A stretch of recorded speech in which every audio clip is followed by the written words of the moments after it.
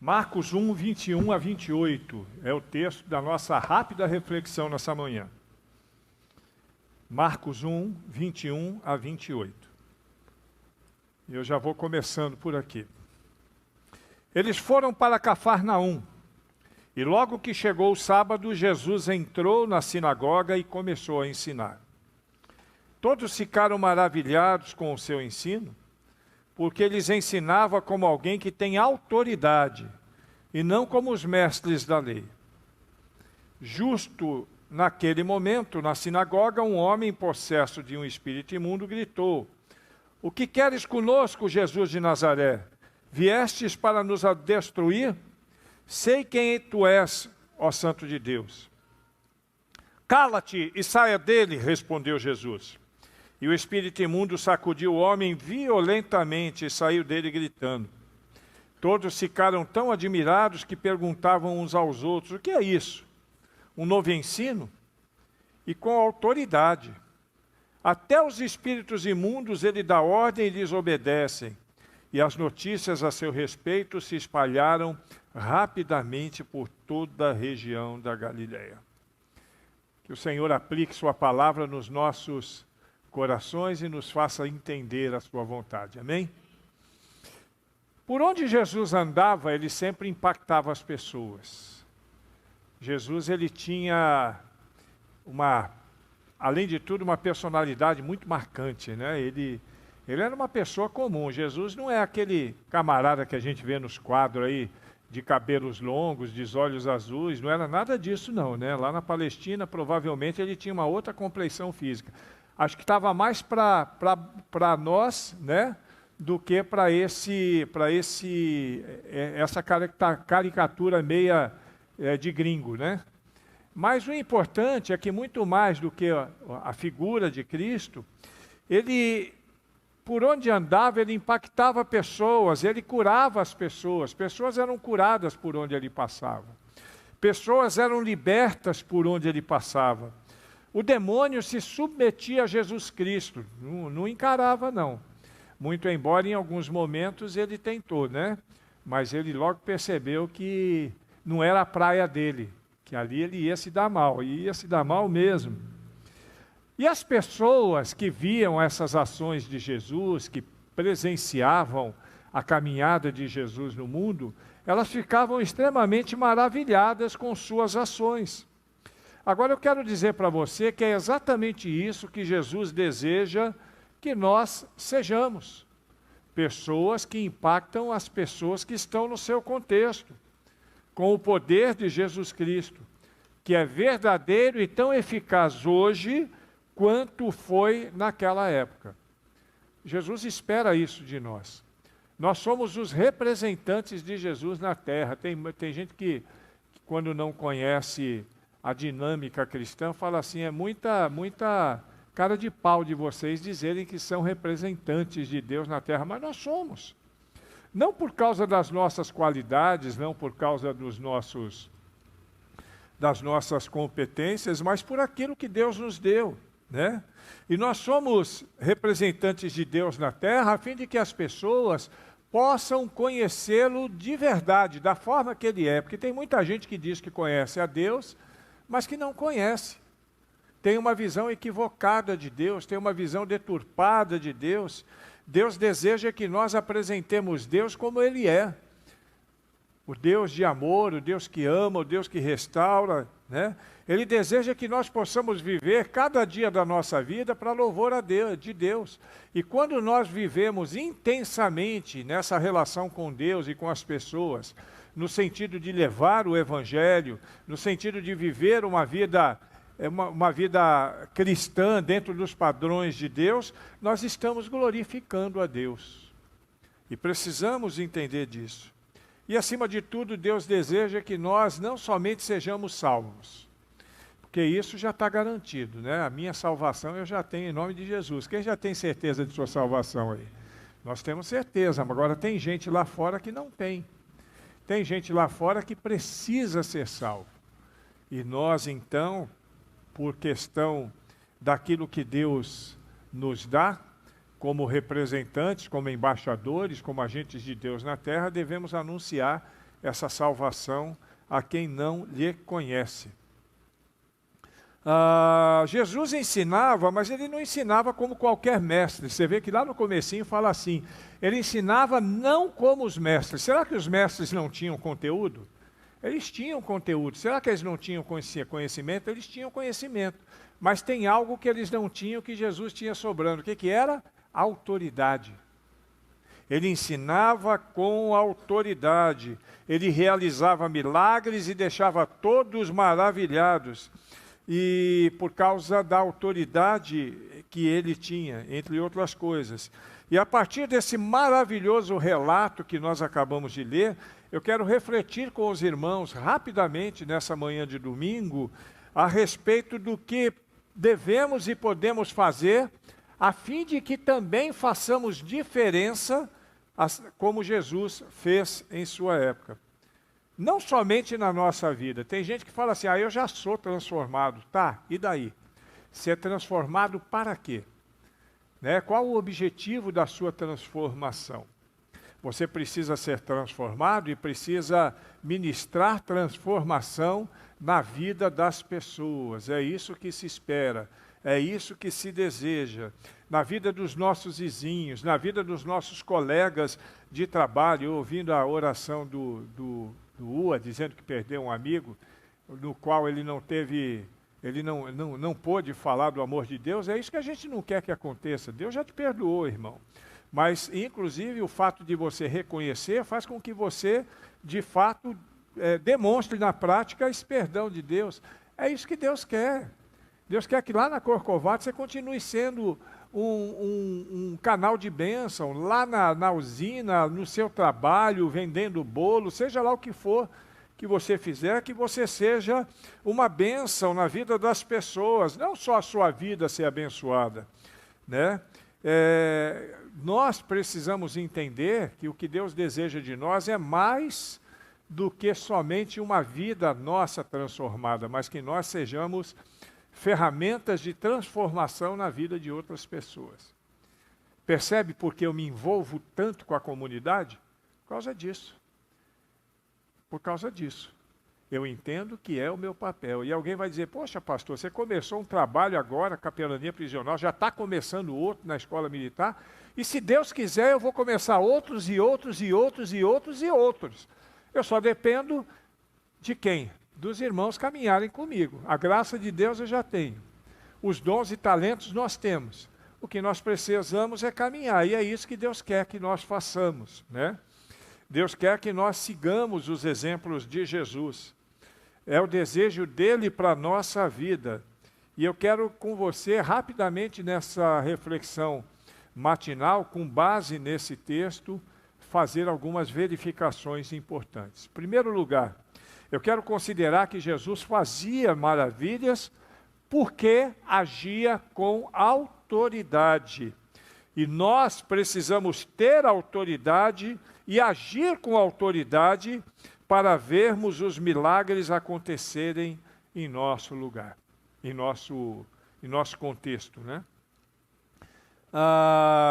Ali no texto, no versículo 22, nós lemos: todos ficaram maravilhados com o seu ensino, porque lhes ensinava como alguém que tem autoridade, e não como os mestres da lei. O que quer dizer isso? Não adianta você conhecer a Bíblia de capa a capa, saber versículo decorado, saber o endereço do versículo. Não adianta você conhecer a teologia bíblica com profundidade, se você não bota em prática aquilo que você aprende. Meu irmão, entenda, em nome de Jesus Cristo, a teologia é uma ferramenta para nós entendermos a vontade de Deus para a nossa vida. Mas a vontade de Deus para a nossa vida, ela precisa ser desempenhada, ela precisa ser desenvolvida. E nós precisamos entender isso, que ela só vai poder ser desempenhada e desenvolvida se tiver autoridade. A diferença entre Jesus e os mestres ali é que Jesus tinha autoridade. Autoridade vinda dos céus. E os mestres também tinham autoridade, mas uma autoridade relacionada à função que eles ocupavam. Você entendeu, irmão? A minha autoridade na igreja, na comunidade, no Brasil, no mundo, não é porque eu sou pastor. A minha autoridade tem que proceder dos céus. E não é aquela autoridade autoritária. É uma autoridade de poder dizer, com todos os pingos e letras, eu estou revestido da graça e do poder de Deus. Aí vai ter toda a diferença. Jesus tinha essa autoridade. Ele diz, toda a autoridade me foi dada, né? E na grande comissão, ele corrobora essa palavra dizendo, a autoridade de Jesus me foi dada nos céus e na terra, né? A minha autoridade me foi dada nos céus e na terra. E ainda quando interrogado por Pilatos, ele diz em João 19:11 o seguinte, nenhuma autoridade teria sobre mim se de cima não lhe fosse dada. A autoridade que pode mover o mundo é a autoridade que vem dos céus. Eu estava diante dessa crise, vendo um mapa lá da região da Palestina, e eu não sei se você já percebeu. O Israel é uma península no meio de, né? É como se fosse uma ilha cercada de inimigos por todos os lados. Pequenininho. E os seus grandes inimigos estão em todos os lados, em todas as suas fronteiras. Mas Israel se mantém firme ali. E não pense que Israel vai ser derrotado agora, não. Não existe essa possibilidade. Porque Israel é guardado por Deus.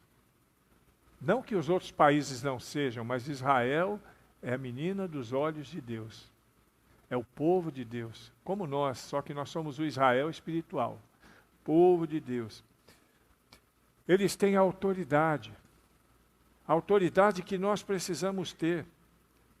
Nós precisamos, como Jesus, desfrutar da autoridade de Deus, e para desfrutarmos da autoridade de Deus, nós precisamos viver nos princípios de Deus, alinhado com os princípios e a vontade de Deus. Jesus andava assim, Jesus estava sempre alinhado. Aí você vai dizer, mas ele era Deus, não era Deus? Ele era Deus, ele sempre foi Deus, mas naquele momento, Jesus humano, ele se alinhava com os princípios de Deus. Era aquilo que Deus queria e não o que a sua parte humana desejava. Então ele vivia dessa forma. João capítulo 10, versículo 30, quando ele fala aos seus seguidores, ele diz, eu e o Pai somos um. Ele estava alinhado, como nós precisamos também estar alinhados. Se queremos ter autoridade, assim como Cristo, precisamos alinhar a nossa vida com os princípios e com a vontade de Deus. E buscar, assim que estivermos 100% alinhados, a vontade de Deus e a autoridade de Deus nos céus. Tem muito crente que não vai para lugar nenhum, porque não tem autoridade. E sabe por que não tem autoridade? Não é porque é envergonhado, porque tem muito crente que não fala nada, mas é cheio da autoridade do Senhor. Quando abre a boca, o inferno estremece. Mas tem crente que é cheio de pantomima, faz um monte de coisinha aqui, coisinha acolá, mas que não tem autoridade porque não está alinhado com Deus. Precisamos alinhar nossa vida com Deus. Para alinhar sua vida com Deus, você tem que olhar para a sua vida. O que é que precisa ser feito? Onde é que você está errando? Porque eu sei que aqui todo mundo tem as suas fraquezas. Todo mundo aqui. Não tem ninguém aqui que é 100% dentro, né? Alguns dão umas derrapadas de vez em quando. Eu dou, por que você não dá? Né? Todo mundo dá. Então o que a gente faz é alinhar. Né? Eu estava conversando com uma pessoa essa semana, aconselhando uma pessoa, essa semana, e falei para ela, olha, não é bíblico, mas tem um verso de uma canção antiga que diz o seguinte, levanta, sacode a poeira e dá a volta por cima. Essa tem que ser a nossa postura. Exatamente isso. Caiu, levanta, meu irmão. Levantou, sacode a poeira. Dá a volta por cima e segue adiante. Nós precisamos conhecer a vontade divina e viver sem exceção conforme essa vontade. Tem gente que procura fazer exceção e por isso não tem autoridade. E eu quero dizer para você que não adianta ter autoridade na terra para este aspecto se você não tiver autoridade nos céus. Você pode ter autoridade na terra, exercer sua autoridade na terra para poder comandar pessoas na terra dentro daquilo que você se propõe a fazer. Mas você quer ter autoridade sobre espíritos? Você quer ter autoridade sobre a vida espiritual de pessoas, você precisa estar alinhado com Deus. A autoridade que vem dos céus é a autoridade que faz milagres. A autoridade que vem dos céus é a autoridade que faz maravilhas. E nós precisamos entender que a autoridade que nós temos como crentes em Jesus Cristo não é algo que vem de nós mesmos. Nós precisamos ver o exemplo de Jesus. Entender que a autoridade celestial é que vai nos conduzir como conduzia Jesus. No sentido que nós tenhamos autoridade delegada na terra. O que eu estou dizendo é o seguinte: para eu poder ter autoridade na terra, eu tenho que receber a autoridade dos céus. Porque senão o diabo vai olhar para a minha cara e vai falar, sei, né? E não vai para lugar nenhum. Porque se não tiver autoridade dos céus, não adianta, nós não vamos avançar. É uma coisa interessante, é muito mais do que fazer o que Jesus fazia. É ser como Cristo. É viver como Ele vivia. Viver para a glória de Deus, se submeter a Deus e viver na autoridade que emana dos céus. A autoridade que Jesus tinha era reflexo da sua essência divina, a mesma essência que está em nossas vidas hoje. Quando nós nascemos de novo, quando nós recebemos Jesus, a essência de Deus passa a fazer parte de nossa vida, porque Ele nos transformou em filhos de Deus, em servos representantes de Deus, embaixadores de Deus. E estamos cheios do poder de Deus em nossa vida e precisamos utilizá-lo, porém com autoridade. E se vivermos de acordo com os princípios e ensinamentos de Jesus, seremos capazes de influenciar positivamente pessoas ao nosso redor. Esse é o nosso objetivo maior como igreja. Claro que alguém vai, não, pastor, é adorar a Deus. Isso é o natural, né? Qualquer crente adora a Deus, mas eu estou dizendo, o objetivo nosso, enquanto crente no mundo, é influenciar pessoas. Nós precisamos ser influencers, não digitais, celestiais. Influenciar pessoas. Em segundo lugar, Jesus fazia milagres e maravilhas porque tinha autoridade, mas também porque estava cheio do Espírito Santo de Deus. Preste atenção nisso. Todos ficaram tão admirados que perguntavam uns aos outros, o que é isso?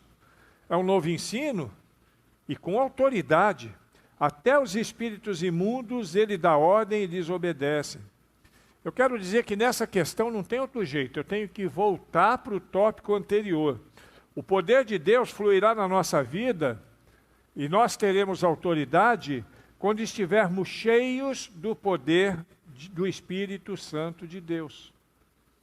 Nossos irmãos pentecostais, eles afirmam que você precisa ser batizado com o Espírito Santo de Deus para que isso demonstre você estar pleno do Espírito Santo de Deus. Nós entendemos que nós somos batizados com o Espírito Santo de Deus quando recebemos a Jesus. E ser cheio do Espírito Santo de Deus é uma decisão de cada um de nós. O Espírito Santo não vai invadir nossa vida. Ele vai entrar em nossa vida na medida que nós permitirmos. E quanto mais eu permito o Espírito Santo de Deus se movimentar na minha vida, mais bênção eu vou ser na vida das pessoas que me cercam, em todos os aspectos. Nós precisamos viver, irmãos, como homens e mulheres cheios do Espírito Santo de Deus. Nós precisamos viver para a glória de Deus e para a misericórdia dele, como pessoas que têm a sua vida plena do Espírito Santo de Deus. Porque só o Espírito Santo de Deus em nossa vida que fará com que nós tenhamos ousadia, coragem, determinação para invadir as trevas. E nós precisamos saber disso. A fé, ela desempenha um papel muito importante neste processo. Quando nós confiamos em Jesus e nos submetemos ao Espírito Santo de Deus, nós passamos a experimentar o poder sobrenatural de Deus na nossa vida. Agora, esse poder ele pode ser maior ou menor, vai depender de quem? Do Espírito Santo? De Deus? Vai depender de quem? De nós. O poder de Deus é pleno em todos os aspectos. É como se você tivesse aqui à tua disposição muita coisa boa, mas você pegasse só uma e só outra, mas está tudo à tua disposição. A plenitude do Espírito Santo é viver integralmente aquilo que Deus tem para nós. Nós precisamos buscar isso. Jesus sempre estava alinhado com o Pai, e mesmo sendo Deus, ele precisava desse alinhamento, para que o Espírito Santo de Deus agisse através de sua vida. Aí parece uma coisa um tanto quanto confusa, né? Ué, Jesus não é Deus, ele precisa do Espírito Santo de Deus? Nós precisamos entender que o Jesus histórico era homem. Não deixou de ser Deus, mas era homem, ele se submeteu à humanidade.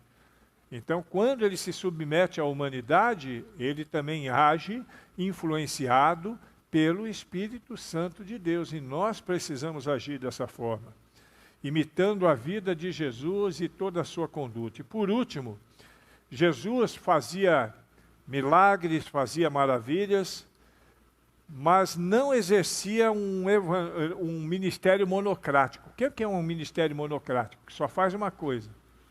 Né? Então, ele não exercia esse tipo de ministério. Jesus, ele ministrava um ministério que era diversificado. É isso que a gente tem que aprender. Jesus não apenas pregava, mas também demonstrava resultados concretos na sua vida, quando curava enfermos, quando libertava oprimidos, quando transformava vidas. E da mesma forma, nós precisamos também demonstrar a nossa santidade, não somente em carregar uma Bíblia, não falar palavrão, não viver com uma conduta obscena, mas também influenciando pessoas. Nós também temos que ter uma diversidade, nós temos que ter uma atividade que seja mais ampla. Queremos pregar salvação e devemos pregar salvação, mas precisamos também viver compaixão e graça. Olhar as pessoas que estão carentes e ministrar na vida delas. Não é ministrar só botando a mão na cabeça e orando, não. É ministrar metendo a mão no bolso também e investindo. E essa igreja aqui, ela me deixa muito feliz porque tem essa visão. Tem umas pessoas aqui que brigam por causa disso, né? Que querem ver esse tipo de bênção. Tem que ser uma igreja que acompanhe as carências, as necessidades de uma comunidade carente. Não é só a nossa comunidade aqui, a região do Pó, mas a sua vizinhança também, onde você mora, no Planalto, no Aparecida, no centro, seja onde for. A igreja está presente ali, tem que continuar presente ali. Seguir Jesus não pode ser apenas uma questão teórica. Ela precisa ser uma vida de prática cotidiana. Se você segue a Jesus, meu irmão, você não vai demonstrar e viver isso só vindo à igreja de vez em quando. Eu digo de vez em quando porque é exatamente isso que a gente faz, né? No máximo 2, 3 vezes por semana. Mas viver Jesus, como a palavra diz, é viver. É dia a dia, hora a hora, de manhã, de tarde, de noite, de madrugada. Vivendo Jesus. Devemos viver o que pregamos e experimentar a manifestação do poder de Deus em todas as áreas da nossa vida e das pessoas com quem nós nos relacionamos. Ao fazer a diferença, nós precisamos entender que nós estamos vivendo segundo a vontade de Cristo, porque Cristo fazia a diferença. Com autoridade, com o poder do Espírito Santo, com resultados transformadores. Não é apenas frequentar uma igreja, mas ser uma igreja. Preste atenção nisso. Frequentar, não. Ser. Ser uma igreja. Uma igreja em qualquer lugar onde estivermos. Lá na escola, no trabalho, em qualquer lugar. Devemos viver de acordo com os princípios de Deus, confiando em Jesus Cristo e buscando a manifestação do poder de Deus na nossa vida e na vida das pessoas que nos cercam. Desta forma, encerrando, seremos verdadeiros influencers espirituais, influenciadores de Cristo nessa geração, trazendo impacto e transformação por onde quer que passemos. Você quer ser assim ou não, irmão? É o seu objetivo de vida? É o meu objetivo de vida. É o seu também?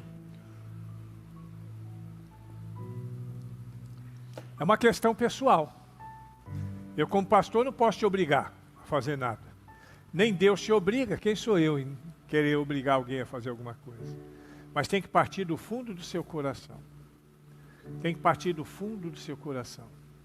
Você tem que dar um grito de libertação. Eu ouvi o U agora orando aqui, dizendo assim: a partir de agora eu vou estar no CAPS. Aquilo encheu meu lugar de alegria, meu coração de alegria. Agora vai encher mais ainda quando outros chegarem e disserem também: pastor, você vai para as escolas? Eu quero estar contigo. Pastor, lá no quartel eu quero caminhar contigo. Lá no hospital tem lugar para mais um? E daí por diante. E nós vamos caminhar para a glória de Deus. Amém?